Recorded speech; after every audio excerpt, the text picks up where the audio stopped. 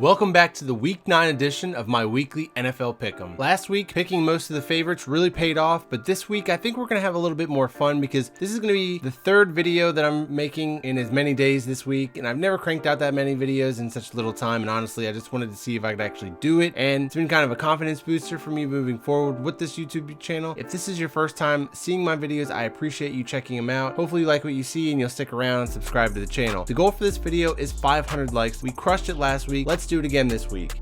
On Thursday night, we've got 49ers at Cardinals. The 49ers are coming off one of the most complete performances from them of the season in that beatdown of the Panthers. And even though I picked them to win last week, I feel like every single time they perform like this, I'm getting served up with another slice of humble pie for my preseason predictions. I did try to right that wrong in my midseason predictions video that I posted on Tuesday of this week, or at least I thought I righted the wrong. 49er fans are still mad at me for some reason, but that's fine. On paper, this matchup between the 49ers defensive line and the Cardinals offensive line makes it look like they should be able to dominate and lock up Kyler Murray. And spoiler alert here for the pick, I'm not going to pick the Cardinals here, but I do feel like the 49ers might be caught off guard slightly in this one and maybe not dominate to the extent in which you're probably expecting. The Cardinals went to New Orleans last week and played the Saints really tough. I know that Kyler Murray got benched in that game, which was a little bit of an odd move, but I expect this offense to be ready to show off some new tricks against a division rival in their first primetime game of the season. Playing in the desert is also a place where strange things tend to happen, and pair that with the game being on Halloween night. Well, I don't know if the Cardinals can pull off some kind of miracle here, but I'll be surprised. I won't be shocked if that makes any sense, but I will be surprised. 49ers win 24-13. And then on early Sunday morning at 9:30 a.m. Eastern time, we've got the Texans and the Jaguars playing in London. In my mid-season predictions video, I'm going to reference that a lot, so if you haven't seen that yet, you might as well go and watch that first and then come and watch this. But in that video, I took some heat for my support of the Texans and where I had them finishing the season. And maybe I'm being a Deshaun Watson fanboy, but I just think he's one of the top 5 quarterbacks in the league, and he's one of those guys that I would never count out because he's a gamer and always seems to come through in the clutch, at least when his offensive line isn't getting him pummeled. Losing JJ Watt is going to be a big blow to this Texans defense, but you know, I've got some fantasy squads that'll really appreciate the Texans needing to score a few more points each game. The Jaguars defense is not the Raiders defense though, and the familiarity between these two teams combined with the weirdness of games played in London could turn this matchup into another one to keep your eye on for a potential upset. Zachary Weingartner, who I can only assume is a Jaguars fan, commented on my midseason awards video talking about Gardner Minshew as the offensive rookie of the year. He's actually the one that warned me of a potential upset here, so if the Jaguars do pull this off, you can blame Zach. Initially, I probably would have just penciled the Texans in as winners here and not given it much more thought, but the familiarity with making this London trip for the Jaguars does seem to give them a leg up in preparation, and the first game against the Texans was actually Gardner Minshew's first start where the Jaguars lost on a failed 2-point conversion, and it was a 13-12 victory for the Texans. Even with a healthy Will Fuller, Deshaun Watson was held to 159 passing yards. I do expect this to be a much higher scoring game, and that both teams will open up the playbook a little bit more this week than compared to their week 2 matchup. And I tried to talk myself into it, Zach, but I just can't. I'm taking the Texans to win 21-20. Redskins at Bills. Now, the Redskins did have a few extra days to prepare for this game, but who are we kidding? It's not like they were actually preparing for anything other than to continue losing games. However, if they wanted to blow their tank job, this would be the week to do it because the Bills were slightly exposed last week by a more talented team in the Philadelphia Eagles. And you can add Bills fans to the list of angry fan bases after watching my midseason predictions video because apparently 8-8 isn't realistic for a team that already has 5 wins, especially when you should get a pretty easy one this week also, making it 6 wins. And I hear you guys, I agree. But with the style in which this team likes to play, when you're not clearly the more talented team on the field, you're gonna lose a few games that you feel like you should have won because the Bills are just playing with fire in these 1-possession wins. I don't want to waste too much time on a team like the Redskins though. Bills win 17-13. I want to take a break to thank this video's sponsor, Overlay Fantasy Sports. With it being officially mid-season for the NFL, it's likely put up or shut up time for you and your fantasy football team as you make a final push for the playoffs. By now, you've probably got your roster figured out, so one of the most important parts of a successful run to the playoffs is just picking the right guys to start each week. Well, I've been able to turn that thought process of who do I start and who do I sit into some success while playing this new daily fantasy app, Overlay Fantasy Sports. This is an actual start or sit game for fantasy football that is really simple to play and really really fun. You join a contest and you pick who you want to start based on the matchups they're playing that week, which is a process that you're probably already going through each and every week with your fantasy roster as it is, but other daily fantasy apps are just too crowded and it feels impossible to win. But Overlay Fantasy Sports is different because you just need to pick the right guys to sit and the right guys to start, and you qualify for a share of the pot. You pick between 12 matchups with a few alternates just in case somebody doesn't end up playing, and 8 and 4 can usually win you money. So if you get 8 of those picks right and 4 of them wrong, you're gonna at least get your money back and then some, right? But if you go 12 and 0, then you get the progressive bonus. Last week for the $100 league, the bonus was over $27,000. But they've got leagues starting as low as $2.50 for entry. I'm in these leagues every single week. You can go to www.overlaydfs.com to join me this week, or you can head over to the App Store and download their app. The link is going to be in the description and in the pinned comment. Big thanks to Overlay Fantasy Sports for sponsoring this video this week. I definitely appreciate having a sponsor that I believe in, and I feel comfortable and confident in recommending to you guys that it's something that you would enjoy and actually use. Now let's move on to the AFC South. Titans at Panthers. The Titans are on a roll with Ryan Tannehill. That is a statement I never thought I would say, but it is a fact. However, a mistake-oriented team like the Buccaneers is really just a good matchup for these Titans, and now they have to go on the road to Carolina, which is not a long road trip, but it's to play a team that had to make one of the longest road trips in the league just to get their ass beat by the 49ers. So you know this Panthers team is going to be pissed and looking to get back on track this week. Kyle Allen is still trying to fend off Cam Newton's return as the starting quarterback. But last week definitely took a step in the wrong direction, and it's really just his first bad game in the NFL, which is pretty wild to think about. But the problem is when you have a former NFL MVP and the face of the franchise on the bench itching to get back on the practice field, it can lend to an increased amount of pressure to perform. So we'll see how he responds up against this Titans defense, which is no slouch. However, they do not have a pass rush quite like the 49ers do, so I'm going with the Panthers. 27-20.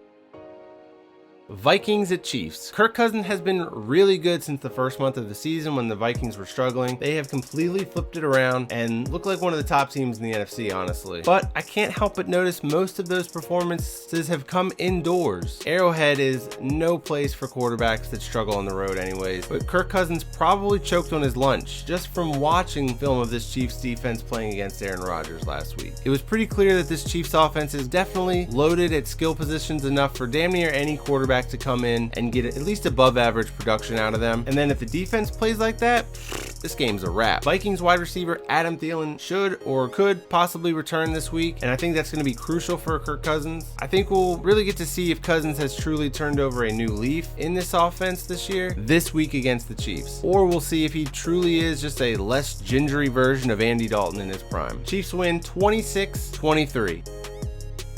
Jets at Dolphins. At the trade deadline, it seemed like the Jets were having a fire sale, but ended up actually only trading away Leonard Williams altogether. So this is going to be your 2019 New York Jets roster. Looks pretty much the same as the way it started, and they better do something quick to turn things around this week, because if they lose to the Dolphins, all hell is going to break loose in New York. I had too much faith in the Jets turning things around going into the season, and you can probably blame Sam Darnold's mono for that, but maybe I still have too much faith in their favorable schedule here. But down the stretch, this could be the moment that the Jets need to really turn things around. And when I was watching the Dolphins jump out to that fast start on Monday night against the Steelers, I felt like an idiot that I did not anticipate that happening and just assumed the Dolphins were going to come out and just blow the game like they had been all year. But that matchup, that was a little bit personal for them. They were playing against the team that Minkah Fitzpatrick got traded to after whining his way out of Miami before they even got to their third game. As a team, when you have somebody just flat out come out and say that they don't want to play with you guys anymore, that can injure an ego. Not to mention, a win against the Steelers, while hurting their overall draft stock, it would have helped their tank job by adding another loss to the Steelers and improving the stock of the Steelers first round pick that they got for Minkah Fitzpatrick. I think that the Dolphins will continue to come out and play hard for their coach, who you saw is still coaching with the same emotion necessary to lead a group of 53 men. But when it comes down to the Jets, they do actually just have more talent on that roster, and therefore should come out of this one with the win. Plus, don't forget, this is the Adam Gase revenge game. He probably knows a lot of this roster pretty well, at least I hope so. What else was he doing down there in Miami? Jets win 26-16. Bears at Eagles. This one's pretty interesting because you saw last week what happens when a team's got their back against the wall with the Eagles going into Buffalo and just kind of wrecking their world. Now the Eagles have to play a team that's got their back against the wall, while the Eagles probably feel like they've got a struggling team coming in that they feel like they can take advantage of. And there you have the vicious cycle of complacency in sports. Now, even though we all pretty much know and believe that the Bears season is over, this team's too talented just to give up, and I expect them to test this Eagles secondary in a way that the Bills just aren't capable of because they don't have the weapons to put pressure on these defensive backs. But for fear of being viewed as a biased NFC East fan, I'll take the Eagles as a safer pick, but I wouldn't hesitate to take the Bears this week. Eagles win 28-24. Colts at Steelers. Add Colts fans to the list of satisfied customers after my midseason predictions video. I gave them 10 wins and a playoff spot, and they still want to be ungrateful. But I get it. It's that time of year where if your team's halfway decent, you think they're going to the playoffs. And if your team actually looks pretty good, then you're thinking about Super Bowl. And I don't blame you. That's the beauty of being a fan. With that said, the Colts have got a tough task ahead of them. Even though this team almost lost to the Dolphins, they are not to be taken lightly. And their defense had been looking pretty good until that first quarter against the Dolphins, but you saw what happened once they realized what they had done. They tightened up and didn't allow any more points after that. But the Colts' struggles have actually come at home, where maybe they also suffer from a little complacency and overconfidence against teams that they may view as lesser quality opponents. I think that Frank Reich is actually playing this one right and feeding that underdog, us against the world kind of shtick, and that's why this team has been able to handle their business so well on the road. And I think that trend continues this week, and the Colts win 19-17. Lions at Raiders. I didn't have much love for the Lions moving forward in my midseason video, but this is definitely a very winnable game for them. The Raiders secondary has really struggled lately, and even though the Lions are trying to be more of a run-heavy team, this is a great matchup for them and their wide receivers against the secondary of the Raiders. Matthew Stafford just needs to be trusted to stretch the field a little bit more. I'd like to see the Lions open up his playbook and let the man sling it again. I did have the Raiders finishing with more wins on the season, but I just think that this Raiders defense is going to struggle to stop anybody with an efficient passing game from here on out. Lions win 34-28.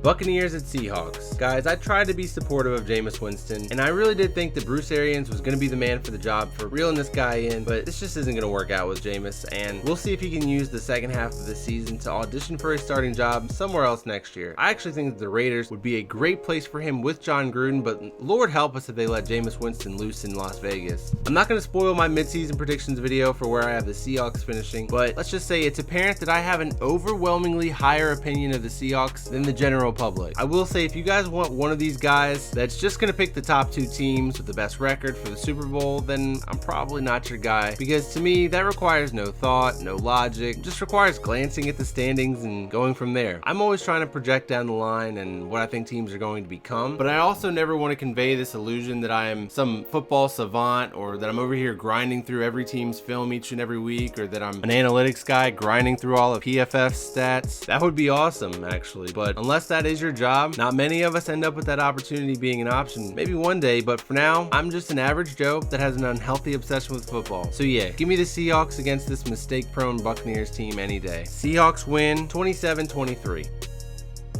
Browns at Broncos. The Browns' hate is probably at an all-time toxic place right now. Baker Mayfield really should have considered doing fewer commercials this offseason because he's quickly turned into America's favorite punching bag, and Freddie Kitchens is not putting them in a position to really change that perception of Baker, especially with weird shovel pass play calls right into the hands of the defense. I still have the Browns going 9-7 in my predictions video, and I don't know why that's so hard to believe when you look at their schedule, but it is what it is. In fact, the schedule really opens up this week with the Broncos benching Joe Flacco for openly criticizing the offensive play calling against the Colts. Actually, I guess Big Fangio said it was a neck injury or a back. He didn't really know which one, but I'm sure it's very, very serious. Anyways, Brandon Allen gets the start, and unless this is Kyle Allen's twin brother, I don't know if I'd feel comfortable picking the Broncos this week. Anybody tell me, when does Drew Lock get back? Browns win 21-13.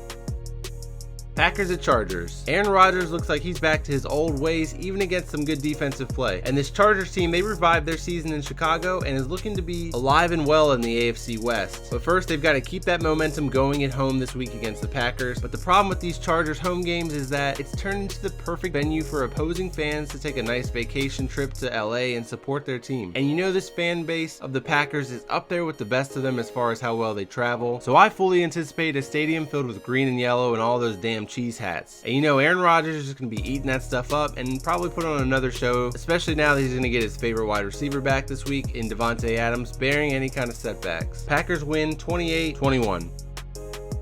On Sunday Night Football, we have got Patriots at Ravens. Hey. Now, this is a really good Sunday Night Football matchup and probably the most anticipated game for me heading into Sunday. These two head coaches live for these matchups and always seem to pull something out of their sleeve that you least expect. Something that'll test the boundaries of the rules that we commonly know as fans. I mentioned in my midseason predictions video that I could see the Patriots dropping a game or two down the stretch here, especially against some of these better AFC teams that they play, that they might actually end up having to see again in the playoffs. Whether you believe that will be by design or just by being out schemed or outplayed, it'll be interesting to see who comes out showing more wrinkles and tricks in a week 9 matchup. Lamar Jackson does seem like the X factor that could cause the most problems for a defensive coordinator, or in the Patriots case, Bill Belichick, to stop or at least contain. The Ravens running game could be the secret to cracking the code on this Patriots defense, but a big part of me is hoping that Harbaugh has got some things that he just doesn't bust out in this matchup, because the more familiarity that Bill Belichick has and the more film of his defense versus this offense, the better prepared this Patriots defense will be to stop this Ravens offense in January. And the Patriots have been living a little bit dangerously lately,